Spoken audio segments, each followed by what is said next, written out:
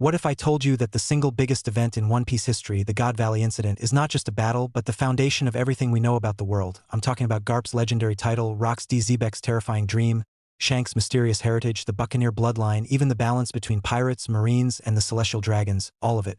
And the craziest part? It might have all started because someone kidnapped the wrong girl. So today, let's break down the truth about God Valley and why it's the key to understanding the final saga of One Piece. We've all heard it for years. Garp the hero. It's the title that's followed him everywhere, the one line the world government loves to use as propaganda. But the question has always been, why? What exactly made Garp the hero? The God Valley incident finally answers that. Garp wasn't just another marine fighting pirates. He stood at the center of the most chaotic, most legendary clash in history. On one side, you had Rox D. Zebek, a man so dangerous that the world government literally erased his name from the history books. On the other, you had a young Garp, hungry for justice, for battle, maybe even for glory. It wasn't about rank or orders. Garp stepped into a fight against the strongest pirates alive, and somehow came out alive, earning a title no one else could ever match. But here's the thing. Was it really about justice? Or was it about the fight itself? We know Garp loves throwing himself into impossible battles. Maybe God Valley wasn't just duty, maybe it was fun for him. Now, let's talk about Rox. For years, Zebek has been this shadowy figure, the man who dared to challenge the celestial dragons, the pirate whose crew included future legends like Whitebeard, Big Mom, and Kaido.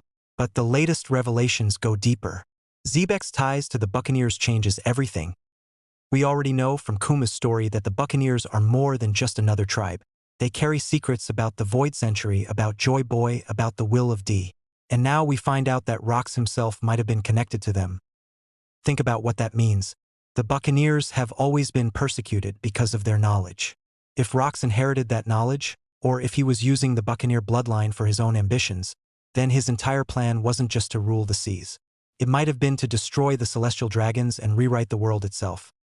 This makes Rox not just a pirate, but potentially the original revolutionary before Dragon. Now here's where it gets wild. We've got Shamrock, introduced earlier, and a lot of fans believe she's the one who actually met with the Five Elders years ago. But then there's Shanks. Why did the Gorosei treat Shanks so differently? Why did they allow him, a pirate, to sit at the table like an equal? The answer is simple. Shanks isn't just a pirate. Shanks is a celestial dragon. And not just any celestial dragon, he may be from the Figureland family, the bloodline that sits even higher than the elders themselves. Now think about this. What if Shanks has always known about his past? What if he's aware of the Void Century, of the Buccaneers, of the truth of the world? That would explain why Shanks is so obsessed with balance. He doesn't conquer like Kaido, he doesn't seek wealth like Big Mom, he doesn't burn the world like Blackbeard. Instead, Shanks has been gatekeeping history itself, making sure the Marines and the pirates don't go too far and unravel everything. And Shamrock? She could have been the one carrying out missions for the celestial dragons, working in the shadows while Shanks played his role in the light. Here's the part that floored me. The biggest battle in history, the event that created legends and erased names from memory, all started because someone kidnapped the wrong girl. It wasn't a political coup, it wasn't a grand rebellion, it was a mistake. A damsel in distress moment that escalated into the most dangerous clash the world had ever seen. Rox came back for his family. The other pirates rolled in for their own reasons. And Garp? He showed up because there was a fight worth having. This is Oda at his finest, subverting expectations and showing us that history isn't always grand and noble. Sometimes, it's chaos born from the smallest sparks. And here's the detail that might get overlooked. Monkey D. Garp, as a young Marine, saw all of this firsthand.